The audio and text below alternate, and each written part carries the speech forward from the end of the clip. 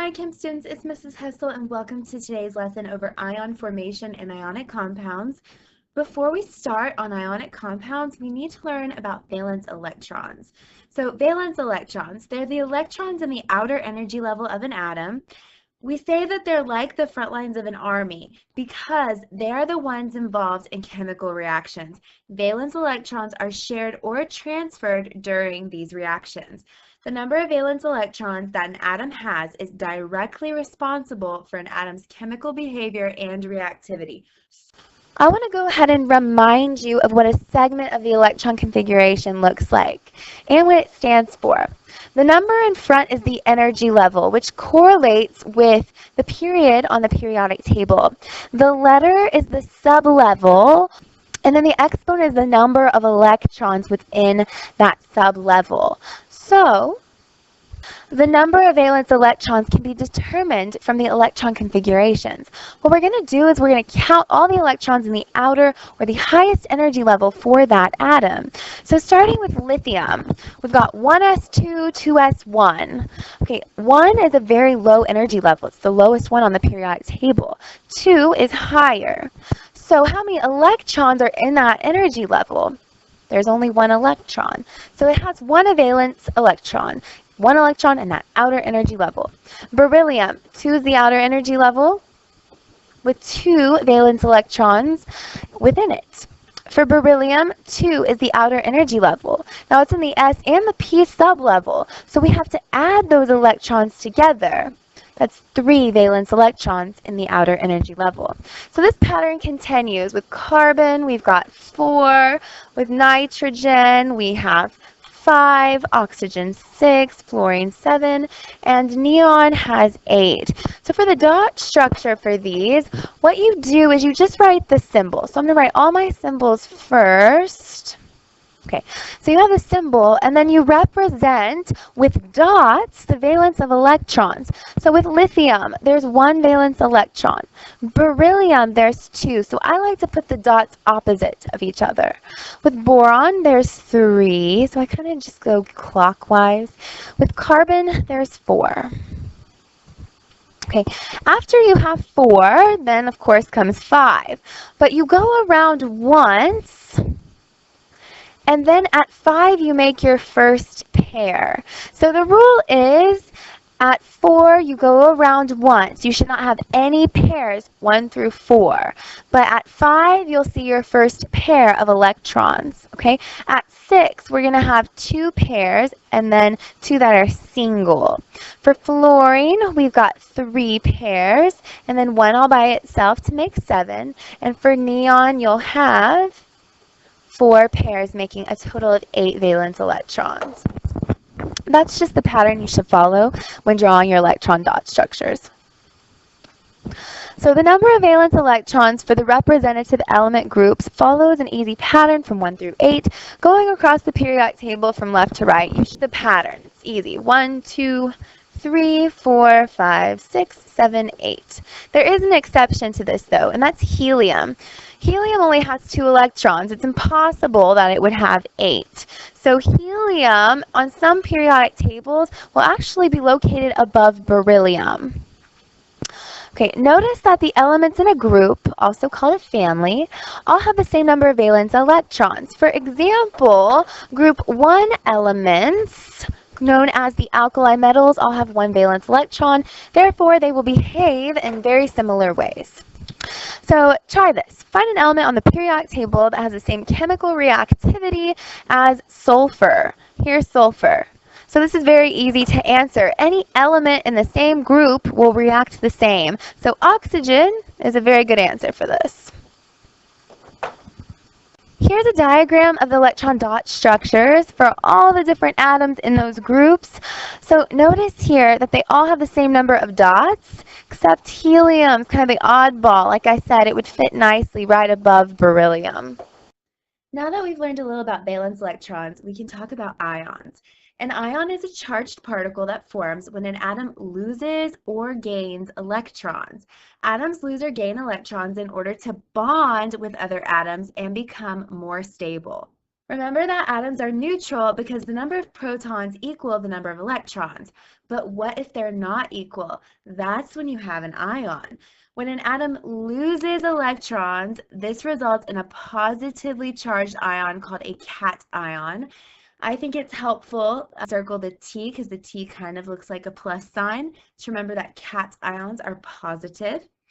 When an atom gains electrons, this results in a negatively charged ion called an anion.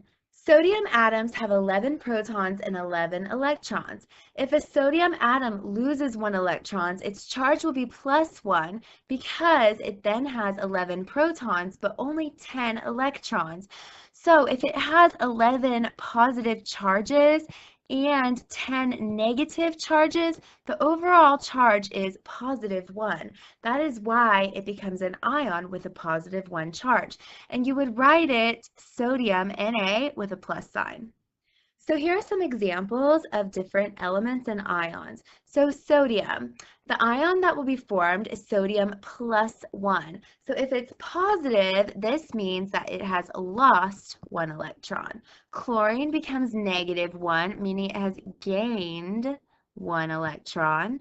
Magnesium, +2, so it's lost 2 electrons. Nitrogen, -3, so it has gained 3 electrons. Go ahead and pause the video and try to do the last 2 on your own. All right, welcome back. I hope you got oxygen and aluminum correct. If oxygen's -2, that means it's gained 2 electrons. If aluminum is +3, that means it's lost 3 electrons. One way that I think is really helpful is to remember that electrons are negatively charged. So if you've gained a negative charge, you've become more negative. If you've lost a negative charge, it's like subtracting a negative number, which ends up in a positive overall charge. Okay, a pattern exists with the representative elements. Write this on your periodic table.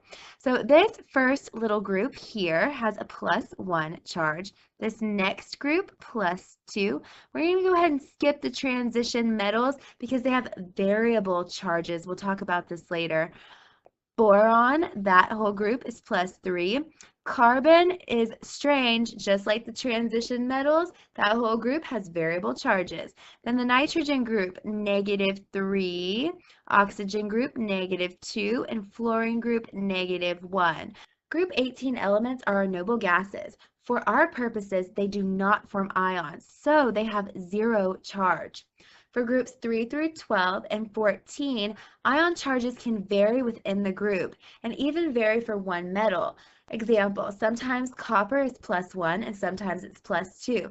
So we cannot assign a charge for these groups as we did above. We will go into more detail on this later. However, this is really important. There are some I need you to memorize. I need you to memorize the charges for these 3 ions. So for silver, it's +1. Zinc and cadmium are +2. So they're right here on your periodic table. The +2s are on top of each other, and then the +1 silver to the left. So those 3 metals, even though they're in the transition metal section, they do have these definite charges, and they do have to be memorized. One thing I want to point out that the formulas and charges for polyatomic ions can be found on the back of your periodic table. Those do not have to be memorized. For example, acetate has a -1 charge. Ammonium is a +1 charge. It's the only polyatomic ion with a positive charge. Carbonate, +2. Chlorate, -1. Chlorite, -1, etc. So the top number is the charge on the polyatomic ion. Okay, so ions and electron configurations. So electron configurations for ions must be adjusted based on the number of valence electrons lost or gained to form the ion. So remember, ions are not neutral. Their protons and their electrons are not equal. Because they've either given away electrons or they've gained electrons to become stable, they are charged. So this impacts the electron configuration, and we'll talk about that in a minute. So calcium. It's a metal. Its electron dot structure would have 2 dots because it has 2 valence electrons. It's going to lose its electrons in order to form Ca2+. All right. Oxygen, on the other hand, is a nonmetal. So what nonmetals will do is they will gain electrons in order to form 8 electrons total. So if we look at oxygen, it is 1, 2, 3, 4, 5, 6, 7. It's going to have 6 valence electrons, so it's going to have 6 dots. It's going to gain 2 electrons in order to have 8. Now when it gains those 2 electrons, oxygen becomes negatively 2 charged. So it's important that you understand that. If you're gaining 2 electrons, you are gaining 2 negative charges. So therefore you become negatively charged. I'll do aluminum, and the others you should be able to do on your own. So aluminum is a metal. It's located right here. It has 3 valence electrons, so we'll put 3 dots around it. Aluminum, because it's a metal, is going to lose its electrons. It's going to lose those 3 electrons. And by losing those 3 electrons, it becomes Al plus 3. Okay? Try fluorine, potassium, and nitrogen on your own and check them with the key online. Now for each of the above elements, write the electron configuration for the atom and then adjust the configuration for the ion by losing or gaining the proper number of valence electrons. So if you look, I've written out these configurations for you. And all we have to do now is adjust them based on whether they've lost or gained. So oxygen, we just said that it is going to gain 2. So it's going to be negatively 2 charged.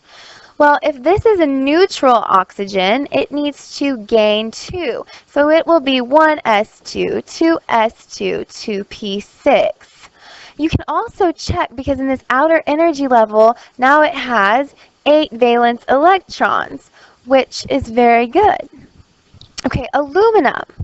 We said aluminum is Al plus 3. This means it's going to lose 3 electrons. So if we look at aluminum as a neutral atom, in the outer energy level, it's going to lose 3 electrons. So it will also be 1s2, 2s2, 2p6 as an ion, having 8 valence electrons. So what's interesting is that these electron configuration for ions can be very similar for multiple atoms. Okay, and then we've got fluorine. So what does fluorine do? Fluorine is going to gain 1 electron. Right now, as a neutral atom, it ends in 2p5. So we've got 1s2, 2s2. When we add an electron, it becomes 2p6. This is interesting. 8 valence electrons, but right now, the oxygen ion, aluminum ion, and fluorine ion all look the same. Okay, I call this noble gas envy, because what is the actual configuration if it's 1s2, 2s2, 2p6? Okay, that would be neon. So what's happening for these ions is when they gain or they lose electrons, they're going to look like noble gases. And the reason for that is because noble gases are very stable. And that's why ions are gaining or losing their electrons to become stable like these noble gases. All right, try the last 2 on your own and check the key online. Okay, so the last thing I need to teach you in this video is how to draw the transfer of those electrons to form a compound. So it says ionic compounds form when a metal loses electrons to a nonmetal and the resulting oppositely charged ions attract. With your teacher's assistance, make electron dot diagrams for the following pairs of elements showing how electrons transfer to form the compound. Then write the name and formula for each compound. So we're putting a bunch of skills together. You really do need to be able to do this. So let's look at calcium, for example. After looking at your periodic table, you can see that calcium should have 2 valence electrons. Okay, and fluorine, on the other hand, is going to have 7. So what's going to happen here is that calcium is going to give away its 2 electrons and fluorine is going to gain 1. So I want to show that happening. Here's my calcium and here is my fluorine. Because remember, when they are happy, they have 8 electrons. So calcium gives away 1 electron to fluorine. Well, calcium's still not happy though. It has that extra electron. So what happens? Another fluorine is there to pick that up. So calcium donates 1 electron to one fluorine and its other electron to a different fluorine. That's why the compound for calcium fluoride is CaF2 because of this bonding formation. Okay, and we call this an ionic bond. So it's CaF2, known as calcium fluoride.